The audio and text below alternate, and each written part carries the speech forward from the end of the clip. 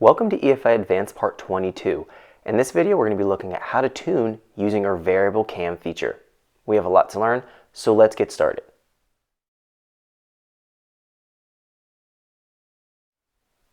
Okay, so let's get this video started by talking about how we're going to be tuning our variable cam feature in our engine.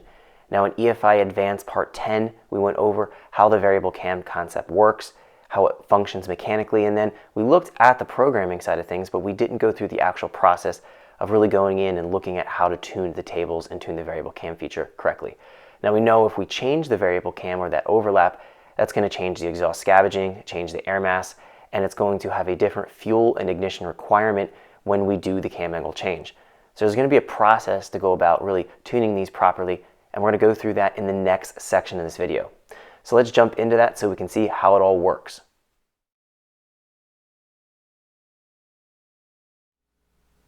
Okay, so the tuning process for our variable cam is going to be pretty straightforward, but we're going to want to use a chassis dyno if at all possible in order to do this process, because we want to build the broadest torque band possible by utilizing this cam advance table, and we're going to have a blend in the table as the cam advance moves around to give us the broadest torque curve possible.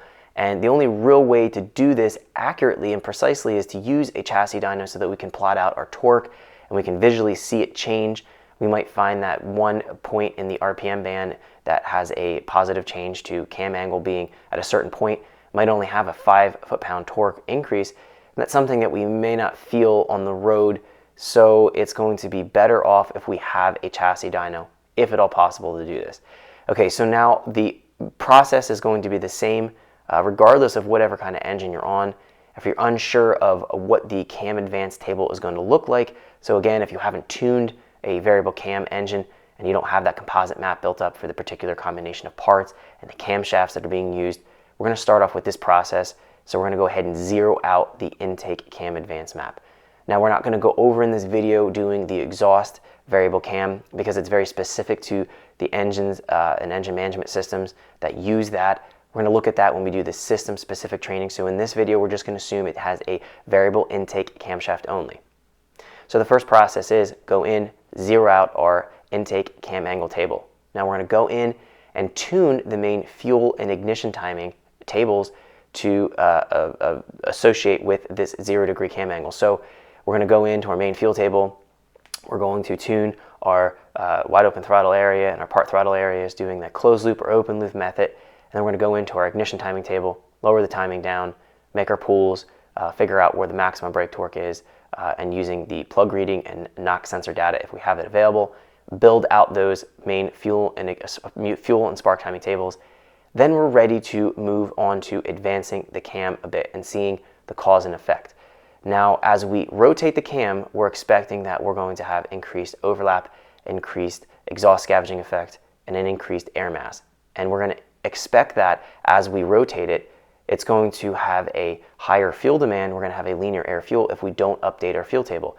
That's going to show us that we have a positive change as we're moving the variable cam. So if we're tuning on the road and we're not tuning on a chassis dyno, we really can't watch our torque output. One way we know we have a positive movement or positive direction that's gaining us some power is if we move the cam and we see that our fuel table starts to lean out if we haven't updated it. That means that we're getting more air mass and then we're making more torque. So as we change the cam from 0 to something like 10 degrees, we're going to move in small increments. We're going to see that we have our torque output's going to increase, and then we're going to find that we have to update our fuel table. Once we do that and get it back to our desired air fuel, we're going to go into our spark table and we're going to be able to increase our spark timing a bit. Now, because we move that overlap, we're going to be dropping our combustion temperature, assuming that we have a positive change in the overlap as we rotate it. We're going to be able to increase the timing 1 to 2 degrees. So my general rule of thumb is every 10 degrees of variable cam movement, we can bump up the ignition timing safely 1 to 2 degrees to see if we get more power. Now we're going to go ahead and increase the timing, do that same process, checking plugs, NOx sensor data, and watching the torque output on our dyno. So once we've done that, now we're ready to go into the next part and increase the variable cam again.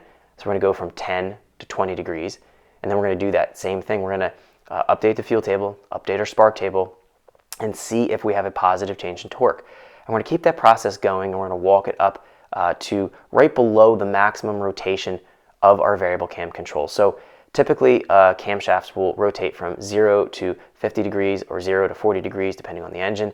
Now sometimes we can command a bit more than 50 degrees, and sometimes it might go to 60 degrees.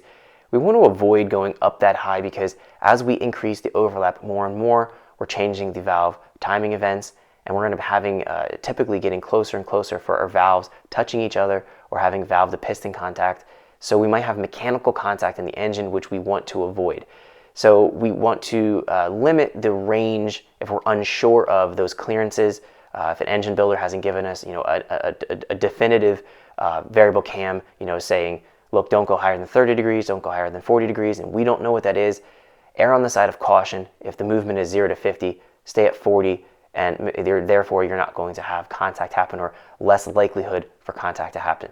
So once we've done that and we've built out our table, we're going to look at the torque, the differences in the torque as we walked our variable cam up. So we're going to look at the torque curve, and we're going to see very clearly, if we look at this example here, that as we walk our torque, as we walk our variable cam up, our torque is going to increase. It's going to have a positive change as we go up and up. And then we're going to get to a point where we're going to find that we might start going back the other way. We might actually start to lose torque and power as we have too much overlap because the engine isn't going to respond to it.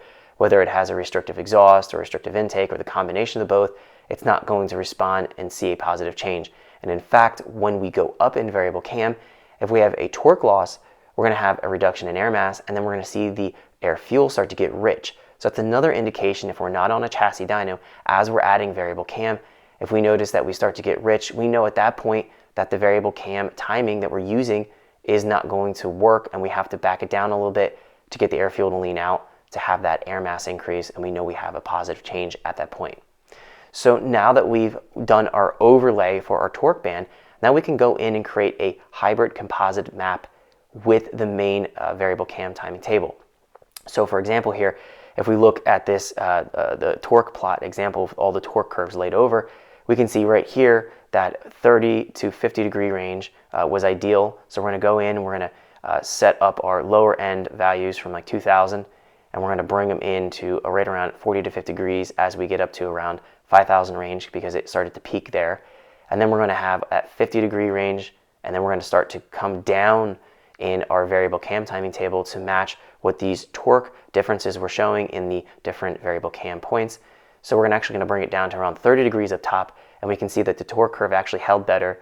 So we're going to build this composite map. So once we've built that map, we're going to go ahead and do another dyno pool, and we're going to verify that the blend that we just put in the table is going to be sufficient, and it's going to give that nice torque band that we're expecting.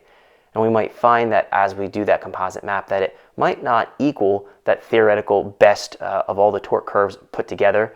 And that might mean that we have to go up or down 5 degrees on this variable cam timing table. So once we've built it, we want to simply add another 5 degrees advance if we're not up to that peak point where we might get contact, or we might want to reduce it 5 degrees. And then we're going to see what the torque curve looks like.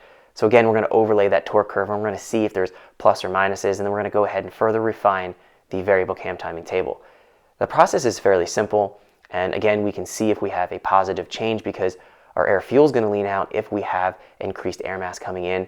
And again, we're going to increase our ignition timing as we go up in variable cam.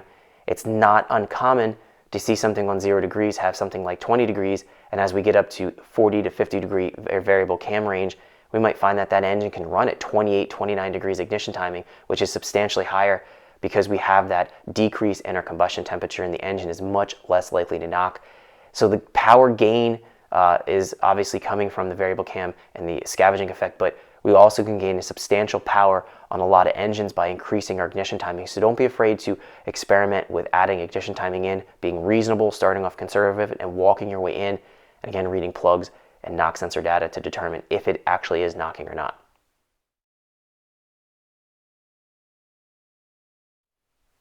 Okay, so the other thing I want to cover here in this video is going to be using our variable cam tuning process in a forced induction application. Now, if we have a factory turbocharged engine, it's going to have variable cam timing maps that are going to be set up from the OEM to work with the turbocharger that was fitted to that engine from the OEM. So if we look at something like a Subaru here, we can see that this is going to be a variable intake cam timing table on an AVCS control, which is what they call their variable cam, on the intake. So we're just going to be looking right now at the intake only, not the exhaust on this engine. Let's just assume this is an older STI engine that just had the variable cam on intake only. So looking at the table, we can see that we have load and engine RPM, and if we look very specifically at the table, we can see that the OEM tried to use some of the variable cam to help the turbocharger spool up in the low RPM range to enhance the torque band, and then it rolls off as we go up in our engine RPM. Now with this OEM turbo, we can still go into this table and we can add a bit more cam advance on the bottom end here, and we might find that going from something like 15 degrees to 30 degrees gets the turbo to spool up a bit quicker because we're increasing the exhaust air mass, which is going to spool the turbo quicker, and we might find that we have a broader torque band and a bit more spool range from the turbo. Now the other thing we have to keep in mind is if we have an OEM turbo installed and then we change it to an aftermarket, that aftermarket turbo is going to be laggier, it's going to spool later. So we're going to have to definitely go into this variable cam table and we're going to have to update these variable cam amounts so that we can gain some spool back and the broadest power band possible. So always remember, on a turbocharged engine that's fitted with variable cam, we're going to have to visit this table in our tuning process to find what's going to increase the torque and the spool from the turbo.